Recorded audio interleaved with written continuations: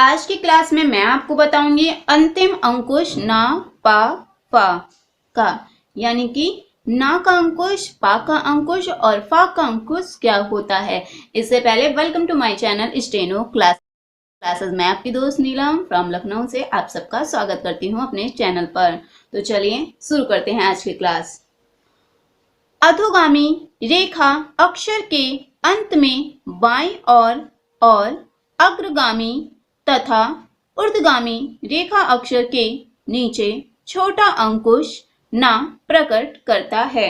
जैसे हमें लिखना है कान। अभी तक की हम कान के लिए पूरा ना यूज कर रहे थे, अब हम ना का अंकुश यूज करेंगे, तो इसलिए हम कान का लिखेंगे और ना का अंकुश बना देंगे। ना लास्ट में आया है इसलिए अंकुश लास्ट में यूज हुआ है। नीचे और अंकुश बनाने से ना प्रकट होता है, यानी कि ये हो गया ना का अंकुश। क्लियर? ऐसे ही हम लिखेंगे पान। पा लिखा, ना का अंकुश हमने बाईं साइड में बना दिया, तो ये हो गया कान। क्लियर?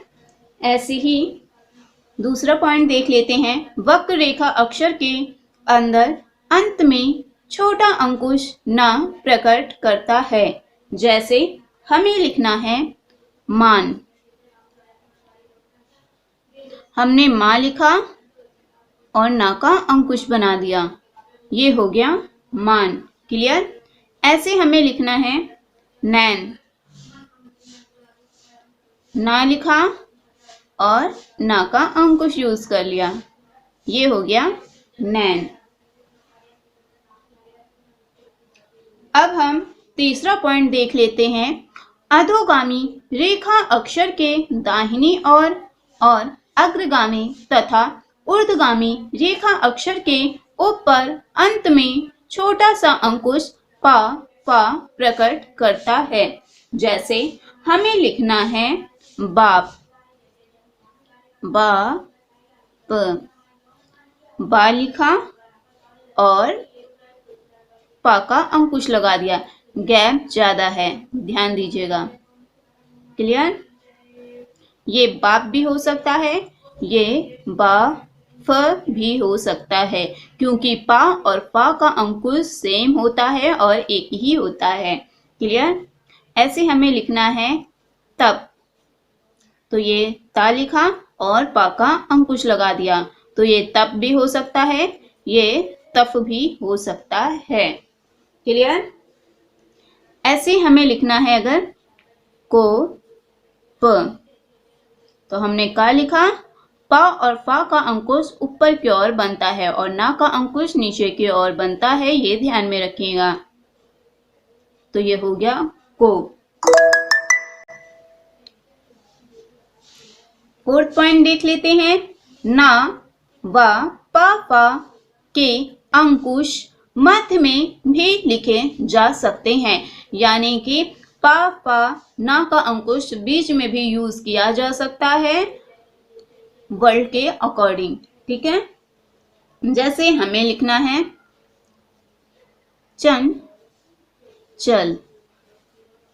हमने चा लिखा, ना का अंकुश यूज किया, चा लिखा और ला लिख दिया, ये हो गया चंचल।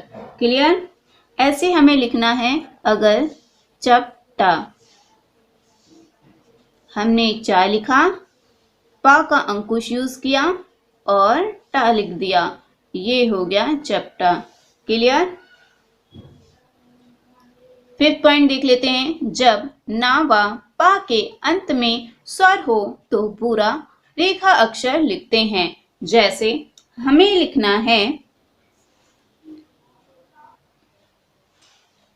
कॉपी। यहाँ पे पा की मात्रा आ रही है, इसलिए हम पा का अंकुश यूज नहीं करेंगे। हमने का लिखा और पा लिख दिया, ये हो गया कॉपी। लेकिन अगर यहाँ पे कॉप होता मात्रा पा पे कोई नहीं होती तो हम अंकुश यूज कर सकते थे। क्लियर? ऐसे ही अगर हमें लिखना है जाना तो जा और ना पूरा लिखेंगे। ना पे मात्रा आई है इसलिए हम ना का अंकुश यूज नहीं करेंगे। लेकिन अगर यहाँ पे जान होता, ना पे कोई मात्रा नहीं होती तो हम अंकुश यूज करेंगे ना का। क्लियर? अब 6 पॉइंट देख लेते हैं। सान और लन के सीधे उल्टे रूप इस प्रकार लिखे जाते हैं। यानी कि जैसे हमें लिखना है सान तो ये हो गया शा और ये हो गया ना का अंकुश, क्योंकि ना पे कोई मात्रा नहीं है। लेकिन हम सान नीचे से ऊपर भी लिख सकते हैं वर्ड के अकॉर्डिंग। क्लियर? हमें लिखना है लन